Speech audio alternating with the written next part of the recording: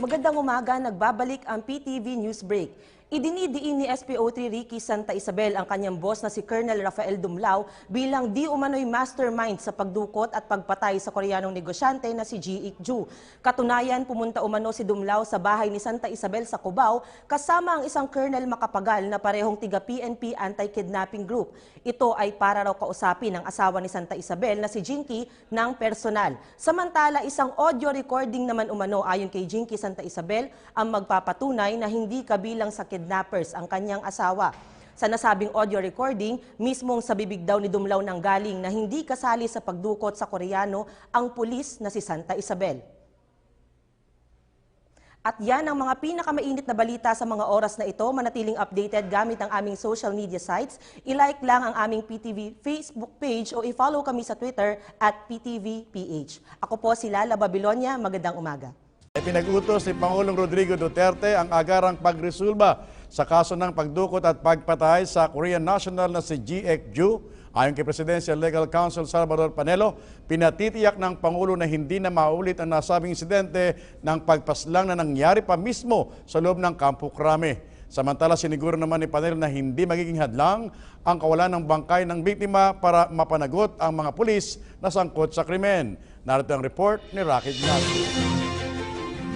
Ipinagutos si Pangulong Rodrigo Duterte sa Philippine National Police ang agarang paglutang sa kaso ng kidnap for ransom sa Korean businessman noong pang-Oktubre ng nakaraang taon. Ayon kay Chief Presidential Legal Counsel Attorney Salvador Panelo, pinatitiyak ng Pangulo na hindi na maulit ang insidente na batay sa testimonya ng iba pang akusado na mismong sa Camp Crame pa naganap ang pagpatay.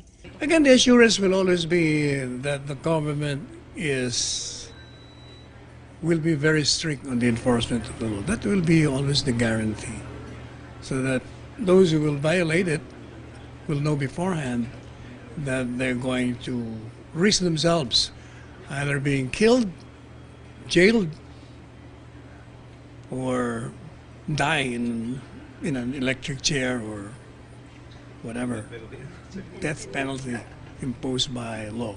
Tiniyak naman ni PNP Chief Ronald Bato de la Rosa na makikipag-ugnayan ng pulisya sa iba't ibang krematorium at punerarya para maresolba ang iba pang kaso ng kidnap for ransom maliban sa Koreanong negosyante. Batay pa rin sa report na ipakremate na umano ang bangkay ng biktimang Koreano.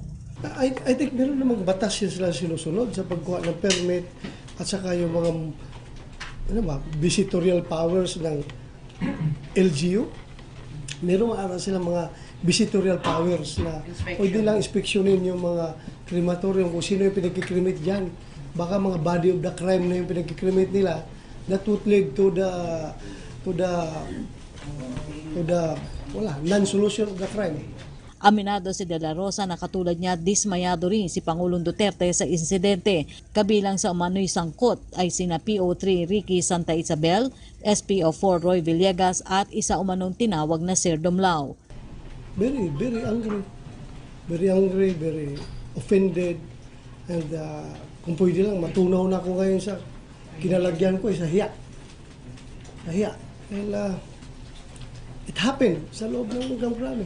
If I have my way, papatayin ko kayo mga pulis kayo na mga kidnapper. If I have my way. But I cannot do it because that's illegal. Pero ako, bilang isang Pilipino, bilang isang chief ng PNP, gusto kong patayin yung mga pulis na yan, mga sindikato na yan. Samantala, bagamat walang body of evidence sa kaso ng pagdukot at pagpatay sa Koreano, iginit ni Panelo na hindi ito hadlang para makaligtas sa kaso ang mga pulis na sangkot sa krimen. No, but there is one policeman, diba, who executed an affidavit detailing what happened. That's enough to prove the case against the suspects. Nasa custody na ngayon ng PNP si SPO3 Ricky Isabel, isa sa mga akusado sa pagpatay sa negosyanteng Koreano na si Ji Ik-ju. Kasabay nito ay na-joke ng Korean Embassy ang pamahalaan na ayusin ang investigasyon sa kaso. Siniguro naman ng Malacanang na hindi kukonsintihin ni Pangulong Duterte ang mga pasaway na pulis. Uma-action live si Jet Caparas mula sa Campo Crame. Jet?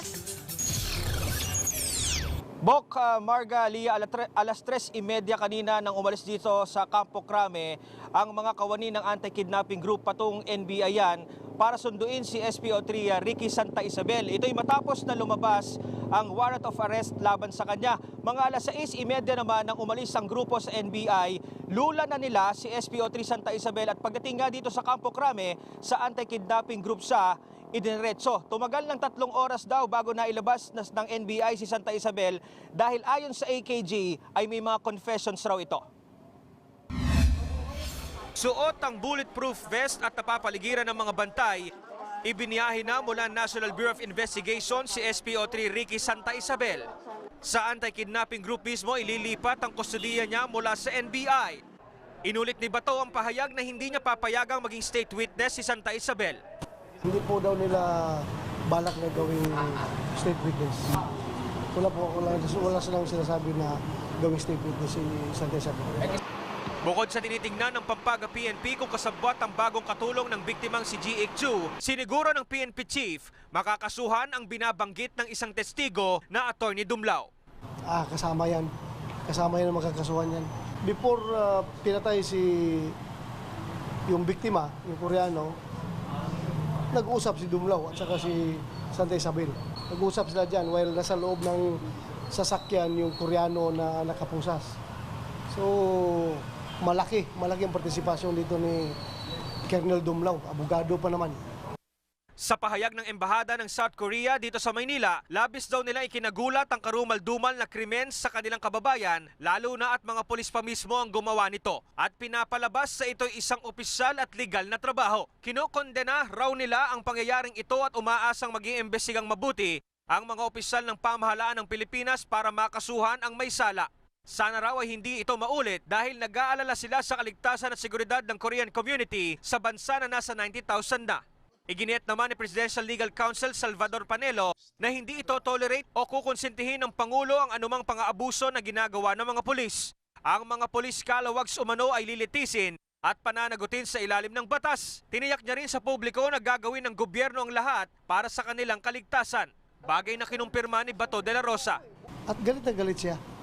Galit na galit siya. Alam niyo kung magalit yan, anong sasabihin niya. Galit na galit siya. May orders ba siya sa what was his directive to you? Amin na lang yun. Hindi ko pwede sabihin. Hindi ko na pwede sabihin sa inyo kung anong order niya. Basta... He was really bad. Hindi ko na ma-describe. Hindi ko na masabi basta galit siya. At dahil kaarawan niya, may birthday wish ang PNP chief. Birthday wish ko. Sana wala na mangyaring ganun pa. At sana magbago na yung mga masasamang komite, mga sindikatong pulis. Bok Margalia, alam mo, gwardyado nga at naka-bulletproof pa at helmet si SPO3 Ricky Santa Isabel nang bumaba siya sa kulay puting van pagdating kanina dito sa opisina ng anti-kidnapping group. Dito yan sa loob ng Campo Crame. At alam mo, Bok Margalia, agad siyang sumailalim sa booking procedure at nahaharap ngayon sa kasong kidnap for ransom with homicide. Bok Margalia. Bok, meron bang mga nababanggit na mga matataas na opisyal at mga dating opisyal na iniuugnay doon sa grupo ni Santa Isabel? Sino-sino mga to at isasama ba sila sa investigasyon? Bok, yung mga opisyal ay yung kasalukuyang opisyal ay si Police Superintendent Rafael Dumlao, ang sinasabing team leader ni Santa Isabel at 2 pang pulis sa AIDG yan. At yung dating opisyal naman, Bok, ayon sa PNP ay isa ito sa 5 narco generals na pinangalanan ni Pangulong Rodrigo Duterte, pero di pa kinukumpirma sa atin ng AIDG o kahit ni General De La Rosa kung sino ito. Si Police Superintendent Dumlao, Bok, ay iniimbestigahan na siya dahil naka-restrictive custody na ito sa isang opisina dito sa Campo Crame at sa pagkakaalam nga natin ay kasama siya sa may warrant of arrest. Bok. Bok, si Superintendent Dumlao is the team leader of Santa Isabel doon sa AIDG team niya, di ba? Tama yun, Bok. Yung sinasabing team leader ni Santa Isabel at nung 2 pulis pa, particularly si SPO4 Roy Villegas at isang PO2 Baldovino. Alam mo, Bok, pinag-aaralan din nga ngayon ng AIDG kung talaga bang sinadya o pinagplanuhan talaga yung pagkawala ng Korean national na si Ji Ik-ju. Dahil nung October 18 na ito, Bok, kung matatandaan natin, ang buong liderato ng AIDG ay nasa Abu Dhabi para sa extradition case ni Kerwin Espinosa. Bok. Anyway, kaya ko natanong yun kasi I want to ask you kung meron bang indikasyon na i-overhaul o revamp ang AIDG ng liderato ng PNP, considering na mga sinasangkot dito sa murder ng Koreano, mga frontliners ng laban ng gobyerno kontra droga, at yung murder nangyari pa mismo sa loob ng Campo Crame. Tama ka dyan, Bok, no? Pero sa kabila nito ay wala pa naman tayo nakikitang ganitong indikasyon.